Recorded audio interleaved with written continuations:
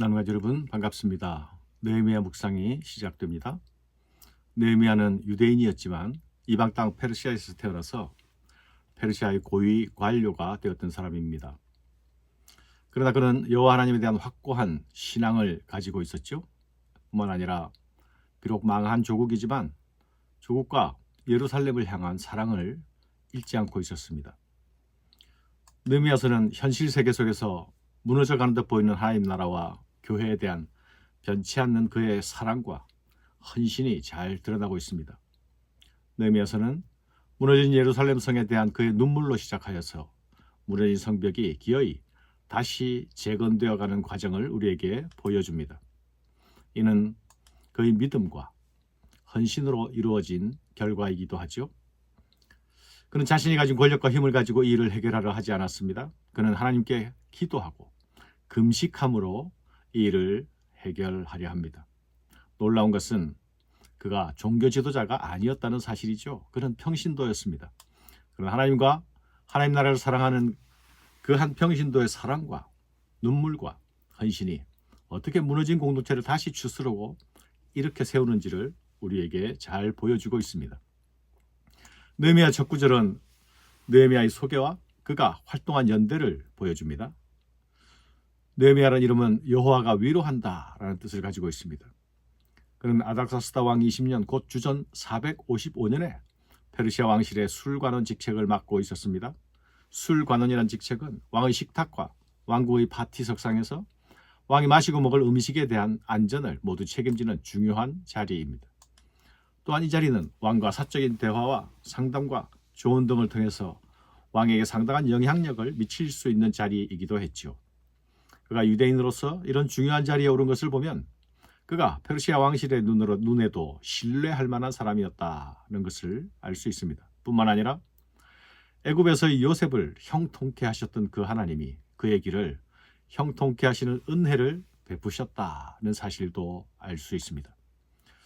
느헤미야는 화려한 수상궁에 있었지만 그의 마음은 늘 무너진 조국을 향해 있었습니다. 그가 하나님으로부터 전해들은 예루살렘에 관한 소식은 그를 충격에 빠뜨렸습니다. 이스라엘 백성들이 큰 환난과 능욕 가운데 있으며 예루살렘 성벽도 무너지고 성문도 불탔다는 소식이었죠. 느헤미야는 이 말을 듣자마자 울기 시작합니다. 그의 슬픔은 곧 며칠간의 금식 기도로 이어집니다.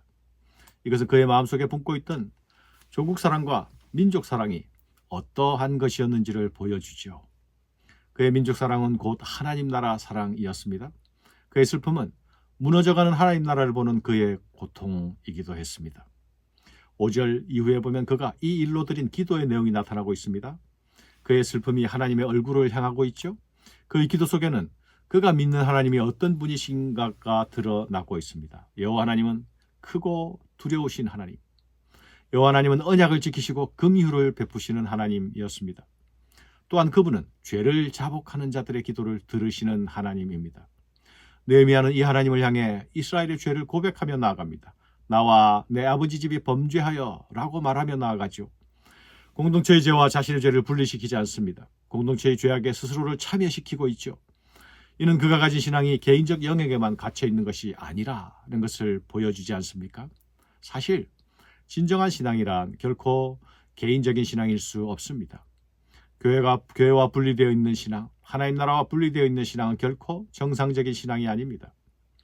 개인주의적 신앙은 또 다른 형태의 기복 신앙이라 할 수 있습니다. 우리에게 회복되어야 할 한 가지 사실이 여기서 나타나고 있지요. 공동체의 아픔을 나의 아픔으로 여기고 이 시대의 교회의 수치를 나의 수치로 여기고 하나님을 향해 나아가는 태도, 그것입니다. 우리의 무너진담은 내 안에 있는 개인주의적인 신앙이 아닌지 다시 돌아볼 일입니다. 우리가 영적으로 무너진 담을 붙들고 하나님 앞에서 슬퍼할 때에 하나님은 우리를 회복시켜 주실 것입니다. 느헤미야는 하나님의 말씀에 근거하여 지금 간구합니다.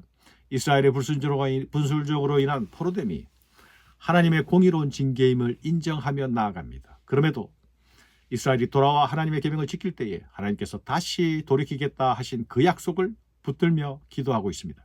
이전에 하나님께서 자기 백성을 위하여서 큰 권능과 강한 손으로 역사하였다는 사실을 믿음으로 붙들고 오늘의 형편 속에서도 동일하게 그 하나님께서 일하실 것을 믿으며 간구하고 있습니다. 주여 구하오니 귀를 기울이사 종의 기도와 주의 이름을 경외하기를 기뻐하는 종들의 기도를 들으시고 오늘 종이 형통하여 이 사람 앞에서 은혜를 입게 하옵소서 하였나니 그때 내가 왕의 술관원이 되었느니라. 느헤미야는 무너진 예루살렘을 붙들고 하나님께 먼저 기도했죠. 그리고 그의 기도 속에는 이제 자신이 무엇을 해야 할지에 대한 마음의 결단에까지 이르고 있는 것을 볼 수 있습니다. 자신이 왕의 술관원 자리에 이르게 된 것은 이때를 위함이 아니겠느냐라고 생각하는 것이죠. 그는 왕의 은혜를 입기를 간구하고 있습니다. 예루살렘 재건을 위한 구체적인 행동을 할 결심을 한 것이죠. 하나님은 이 한 사람의 기도를 들어 사용하십니다. 왕의 은혜를 입게 하시고 그를 통해 무너진 예루살렘 성벽을 다시 재건케 하시는 것입니다. 사랑하는 여러분, 국가 이스라엘은 하나님의 징계를 받아 처참한 처지가 되어 있습니다. 그러나 그런 상황 속에서도 하나님은 느헤미야와 에스라와 모르드게와 같은 사람들을 일으키시지 않습니까? 교회가 암흑기로 접어들 때에도 하나님 나라가 힘을 잃어가는 듯 보일 때에도 하나님은 진정한 자기 백성들을 보존하시고 또한 이렇게 세우십니다. 그들을 통해 하나님 나라의 불씨들을 보존하시고 그들을 통해 다시 소생케 하시며 그들을 통해 다시 부흥을 허락하시는 것입니다. 오늘 우리 조국교회 현실을 보면서 아파하고 있습니까? 우리 눈에 보이는 것들만이 전부가 아님을 기억하십시다. 우리의 주변 상황이 모든 것을 얼어붙게 만들지라도 얼음장 밑으로 도도히 흐르는 물들처럼 우리는 기어이 하나님의 약속을 붙들고 그 나라의 승리를 믿으며 하나님께 매달리고 구하며 나아가는 하나님 나라의 남은 자 한 사람으로 서 있어야 하겠습니다. 감사합니다.